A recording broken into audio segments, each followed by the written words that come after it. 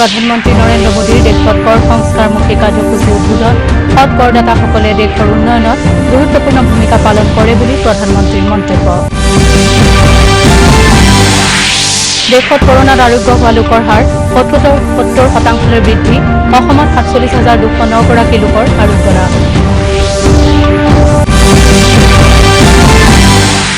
মীন পালকসকলক উদ্ভাৱনীমূলক পদ্ধতি অৱলম্বন কৰাৰ বাবে মুখ্যমন্ত্ৰী সৰ্বানন্দ সোণোৱালৰ আহ্বান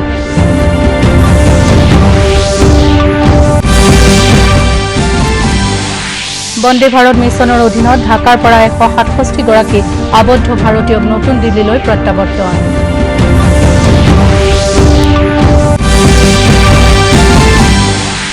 আৰু অসমকে ধৰি দেশৰ ১৪খন ৰাজ্যলৈ কেন্দ্ৰীয় চৰকাৰৰ ৬,১৯৫ কোটি টকা মুকলি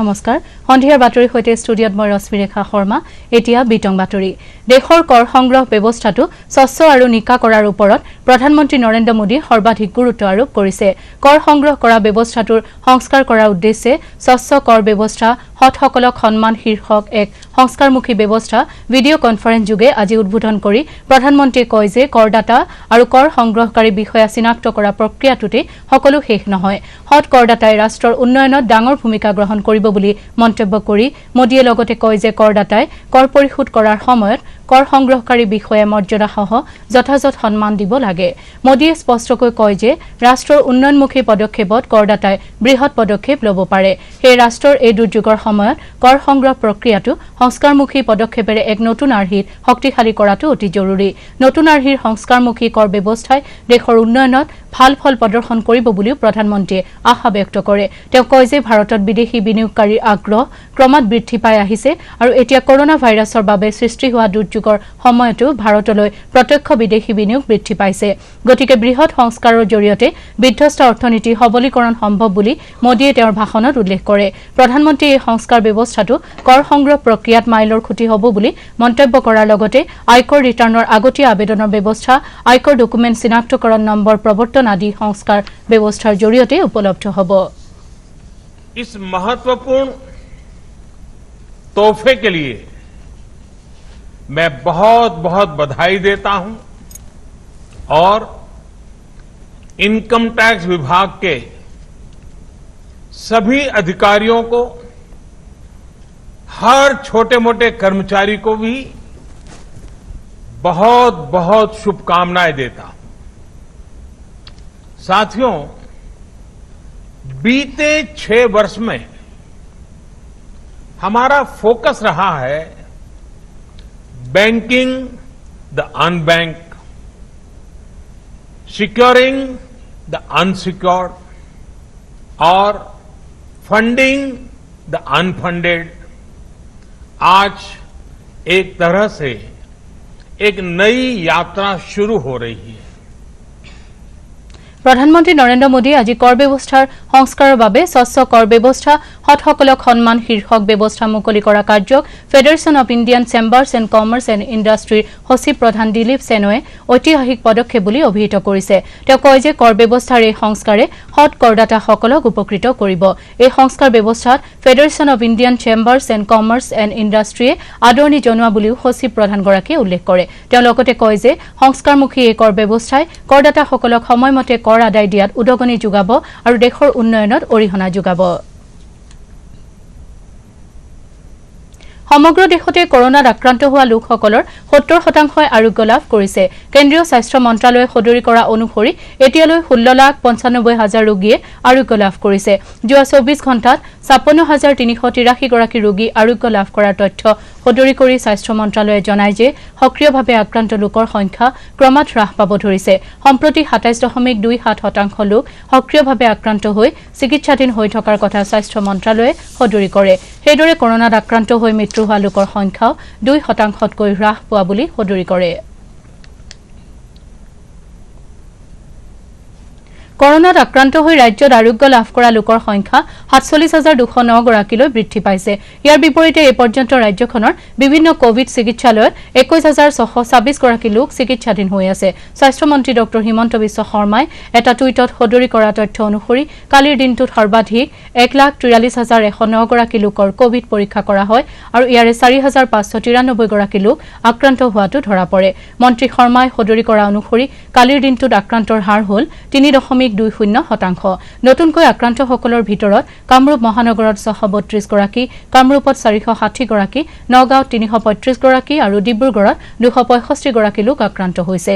ইয়াকে লৈ ৰাজ্যখনত ৬৮,৯৯৯ গৰাকী লোক কৰোনাত আক্ৰান্ত হোৱাৰ বিপৰীতে ১৬১ জন লোকে মৃত্যুমুখত পৰিছে। শেহতীয়া ডিব্ৰুগড়ত ২ গৰাকী আৰু কাছাৰ, কৰিমগঞ্জ, ধেমাজি, কামৰূপ মহানগৰত এগৰাকীকৈ লোক এই ৰোগত মৃত্যুমুখত পৰে। কৰোনাৰ সংক্ৰমণ প্ৰতিৰোধৰ বাবে কেন্দ্ৰীয় চৰকাৰে ৰাজ্য আৰু কেন্দ্ৰীয় শাসিত অঞ্চলসমূহলৈ ৩ কোটিতকৈও অধিক N95 মাস্ক আৰু ১,২৮,০০,০০০ PPE কিট যোগান ধৰিছে। সম্পূৰ্ণ বিনামূলীয়াকৈ ৰাজ্য আৰু কেন্দ্ৰীয় শাসিত অঞ্চলসমূহলৈ এই সামগ্ৰীসমূহ যোগান ধৰা হ'ব বুলি কেন্দ্ৰীয় স্বাস্থ্য মন্ত্ৰালয়ে সদৰি কৰিছে।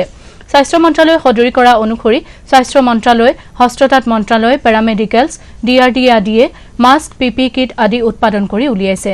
স্থানীয়ভাৱে এই সামগ্ৰীসমূহ উৎপাদন কৰাৰ বাবে আত্মনিৰ্ভৰ ভাৰত সফল হোৱাৰ দিশত গতি কৰাৰ লগতে দেশক শক্তিশালী কৰাত অৰিহণা যোগাব বুলি মন্ত্ৰালয়ে উল্লেখ কৰে। মন্ত্ৰালয়ে লগতে এই কথাও কয় যে দেশত প্ৰস্তুত কৰা ২২,০০০তকৈ অধিক ভেণ্টিলেটৰ ইতিমধ্যে ৰাজ্যসমূহৰ লগতে কেন্দ্ৰীয় শাসিত অঞ্চলসমূহলৈ যোগান ধৰা হৈছে।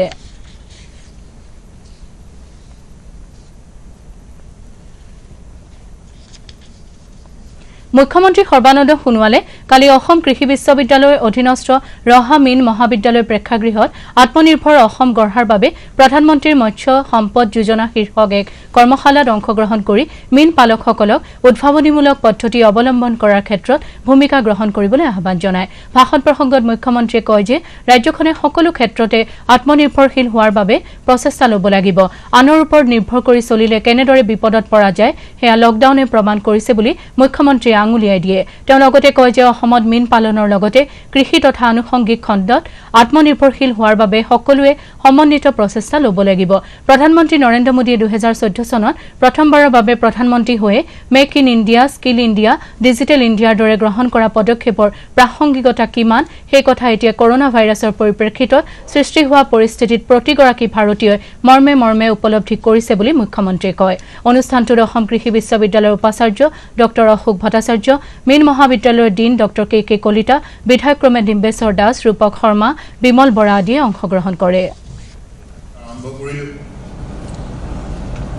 আৰু বিভিন্ন সময়ত মাননীয় প্ৰধানমন্ত্ৰী ডাঙৰীয়াই ঘোষণা কৰা লকডাউন 1, 2, 3, 4 ইত্যাদি দেশৰ এখন ৰাজ্যৰ পৰা আনখন ৰাজ্যলৈ যেতিয়া যাতায়াত ব্যৱস্থা স্তব্ধ হ'ল, আমদানি ৰপ্তানি বন্ধ হ'ল, সেই সময়ত আমি অসমৰ ৩,৩০,০০,০০০ লোকে বৰাক, ব্ৰহ্মপুত্ৰ পাহাৰ, ভৈয়ামৰ ৩৩খন জিলাত বসবাস কৰা আমি সকলো লোকে এটি কথা উপলব্ধি কৰিলোঁ যে এতিয়া যিহেতুকে আমাৰ যাৱতীয় বন্দে ভাৰত মিছনৰ অধীনত বিভিন্ন দেশত আবদ্ধ হৈ থকা ভাৰতীয়সকলক নিজ দেশলৈ উভতাই অনাৰ ব্যৱস্থা অব্যাহত আছে। আজি ঢাকাৰ হজৰত শ্বাহজালাল বিমান বন্দৰৰ পৰা এয়াৰ ইণ্ডিয়াৰ এখন বিমানেৰে ১৬৭ জন ভাৰতীয় দিল্লীলৈ লৈ অনা হয়। কৰোনা ভাইৰাছৰ সময়ত ঢাকাৰ পৰা দিল্লীলৈ আবদ্ধ ভাৰতীয়সকলক লৈ অহা এইখন হৈছে ৭মখন বিমান। উল্লেখযোগ্য যে ৮ মেত প্ৰথমখন বিমান বাংলাদেশৰ পৰা ভাৰতলৈ আহিছিল। তেতিয়াৰ পৰা এই পৰ্যন্ত এয়াৰ ইণ্ডিয়াৰ বিমানে ২,৮০০ আবদ্ধ ভাৰতীয়ক ভাৰতৰ বিভিন্ন স্থানলৈ আনিবলৈ সক্ষম হয়। পঞ্চদশ বিত্তীয় আয়োগৰ পৰামৰ্শ অনুসৰি হস্তান্তৰকৰণৰ পিছৰ পৰ্যায়ৰ ৰাজহ ঘাটি মঞ্জুৰিৰ পঞ্চম মাহেকীয়া কিস্তি হিচাপে দেশৰ ১৪খন ৰাজ্যলৈ কেন্দ্ৰীয় চৰকাৰে ৬,১৯৫ কোটি টকা মুকলি কৰি দিছে। এই ৰাজ্যকেইখন হ'ল অসম, অন্ধ্ৰপ্ৰদেশ, হিমাচল প্ৰদেশ, কেৰালা, মণিপুৰ, মেঘালয়, মিজোৰাম, নাগালেণ্ড, পঞ্জাৱ, তামিলনাডু, ত্ৰিপুৰা, উত্তৰাখণ্ড, পশ্চিমবংগ আৰু ছিকিম। এটা টুইটত কেন্দ্ৰীয় বিত্তমন্ত্ৰী নিৰ্মলা সীতাৰমণে কয় যে কৰোনা ভাইৰাছৰ পৰিপ্ৰেক্ষিতত সৃষ্টি হোৱা দুৰ্যোগৰ মোকাবিলা কৰাৰ ক্ষেত্ৰত এই ধনৰাশি ৰাজ্যকেইখনৰ বাবে অতিৰিক্তভাৱে সহায়ক হ'ব।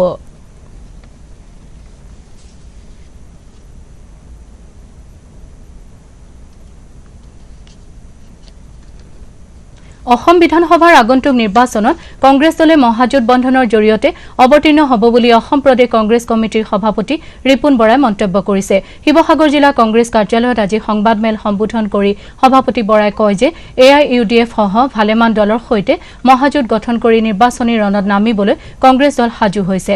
বিত্তমন্ত্ৰী ডক্টৰ হিমন্ত বিশ্ব শৰ্মাই শেহতীয়াকৈ কৰা ঘোষণামূলক নিৰ্বাচন কেন্দ্ৰিক ঘোষণা বুলি সমালোচনা কৰি বৰাই কয় যে বিত্তমন্ত্ৰীয়ে পূৰ্বেও এতোলা সোণ দিয়া স্কুটি প্ৰদান কৰা আদি আঁচনিৰ কথা ঘোষণা কৰিছিল, কিন্তু সেই আঁচনিবোৰৰ সুফল ৰূপায়ণ হ'ল নে নাই সংবাদমেলত বৰাই প্ৰশ্ন কৰে। উল্লেখযোগ্য যে এই সংবাদমেলৰ পাছতে ৩৫গৰাকী যুৱক যুৱতী কংগ্ৰেছ দলত যোগদান কৰে। ইফালে জনপ্ৰিয় কণ্ঠশিল্পী জুবিন গাৰ্গক যোৱা নিশা দুৰ্বৃত্তই আক্ৰমণ কৰা ঘটনাক ৰিপুন বৰাই গৰিহণা দিয়ে।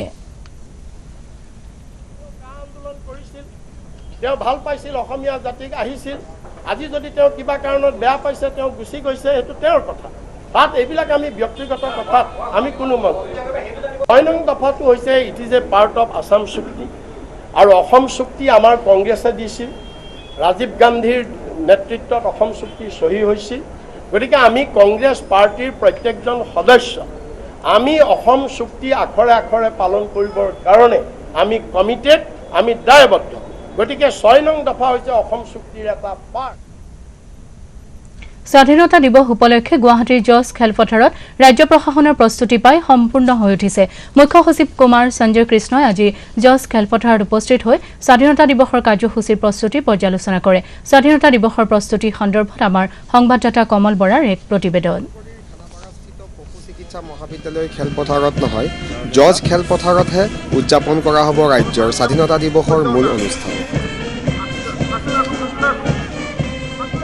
অসম আৰক্ষীৰ লগতে অৰ্ধসামৰিক বাহিনীৰ জোৱানসকলকো দেখা গৈছে তেওঁলোকৰ কুচকাৱাজত ব্যস্ত থকাটো। স্বাধীনতা দিৱস উদযাপনৰ প্ৰস্তুতি সম্পৰ্কে বুজ ল'বলৈ ৰাজ্যৰ মুখ্য সচিব কুমাৰ সঞ্জয় কৃষ্ণই আজি পুৱাতে আহি উপস্থিত হয়হি জজ খেলপথাৰত। কেৱল ৬টা প্লেটুনৰ অংশগ্ৰহণেৰে উদযাপন কৰা হ'ব এই স্বাধীনতা দিৱস। অনুষ্ঠানটোত অংশগ্ৰহণ নকৰে কোনো ছাত্ৰ ছাত্ৰীৰ দলে। এইবাৰ স্বাধীনতা দিৱস উদযাপন থলীত পৰিৱেশন কৰা নহ'ব কোনো সাংস্কৃতিক অনুষ্ঠান। গাইডলাইন আহিছিলে 15 August centrally ষ্টেটত plus district sub ডিভিজনত কেনেকৈ চেলিব্ৰেট কৰিব লাগে এইবছৰ, আৰু যিমান কম পাৰে সিমান কম প্লেটুন বা হেৰি লৈ পেলাই হ'ব লাগে। আমাৰ ইয়াত এইবাৰ 6টা হ'ব, আৰু প্লাছ হৰ্চ মাউণ্টেড যিটো হেৰি আছে সেইটো। আৰু এইবাৰ কালচাৰেল প্ৰগ্ৰেম বা এনেকুৱা ধৰণৰ আমি কৰা নাই।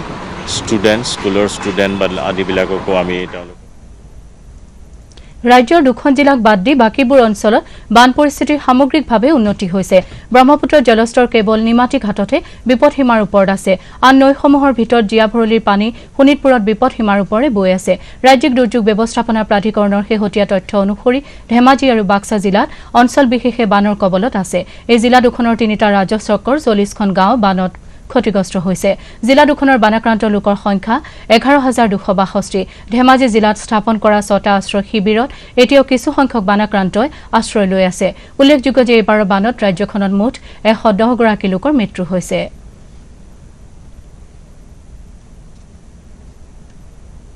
বাক্সা জিলাৰ ভেবলা কেওট চুবাত কালদিয়া নৈৰ খহনীয়াত মালতী ঠাকুৰীয়া নামৰ এগৰাকী মহিলাৰ ঘৰ মাটি নৈৰ বুকুত জাহ গৈছে।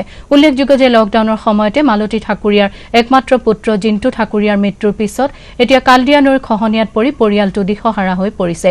সম্প্ৰতি ৰাইজে স্থানীয় প্ৰাথমিক বিদ্যালয়ত ঠাকুৰীয়াৰ 4জনীয়া পৰিয়ালটো ৰখাৰ ব্যৱস্থা কৰিছে। ইয়াৰ উপৰি সেই একেখন গাঁৱৰে 20টা পৰিয়ালৰ ঘৰ মাটি নৈৰ খহনীয়াত জাহ গৈছে।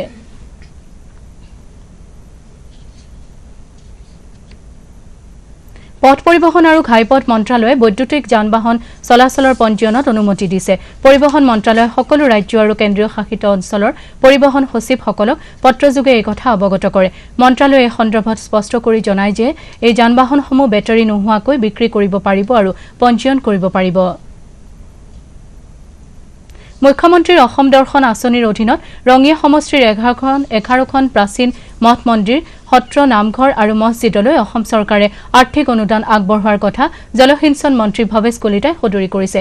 মন্ত্ৰী কলিতাই আজি এই আঁচনিৰ অধীনত ৩২০ বছৰ অতিক্ৰম কৰা আহোম ৰজা লক্ষ্মী সিংহৰ সময়ৰ জয়ন্তীকালী মন্দিৰৰ আধাৰশিলা স্থাপন কৰি কয় যে মন্দিৰটো উন্নয়নৰ বাবে প্ৰাৰম্ভিক অৱস্থাত 10 লাখ টকা মুকলাই দিয়া হৈছে। পৰৱৰ্তী সময়ত আৰু 15 লাখ টকা মুকলি কৰি দিয়া হ'ব বুলি তেওঁ ঘোষণা কৰে।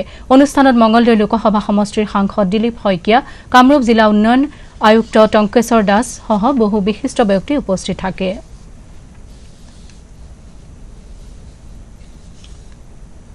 বাতৰি শেষ কৰাৰ আগতে প্ৰধান বাতৰিসমূহ আকৌ এবাৰ। প্ৰধানমন্ত্ৰী নৰেন্দ্ৰ মোদীৰ দেশত কৰ সংস্কাৰমুখী কাৰ্যসূচী উদ্বোধন, সৎ কৰদাতাসকলে দেশৰ উন্নয়নত গুৰুত্বপূৰ্ণ ভূমিকা পালন কৰে বুলি প্ৰধানমন্ত্ৰীৰ মন্তব্য। দেশত কৰোনাত আৰোগ্য হোৱা লোকৰ হাৰ 70% বৃদ্ধি, অসমত 47,209 গৰাকী লোকৰ আৰোগ্য লাভ।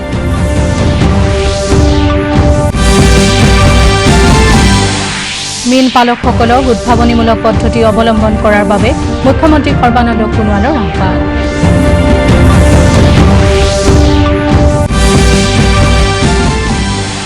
বন্দে ভাৰত মিছনৰ অধীনত ঢাকাৰ পৰা 167 গৰাকী আবদ্ধ ভাৰতীয়ক নতুন দিল্লীলৈ প্ৰত্যাৱৰ্তন।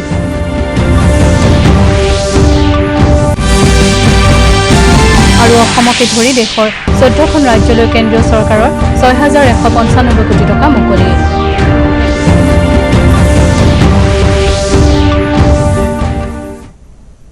আমাৰ আজি সন্ধিয়াৰ বাতৰি ইমানতে শেষ হ'ল। নমস্কাৰ।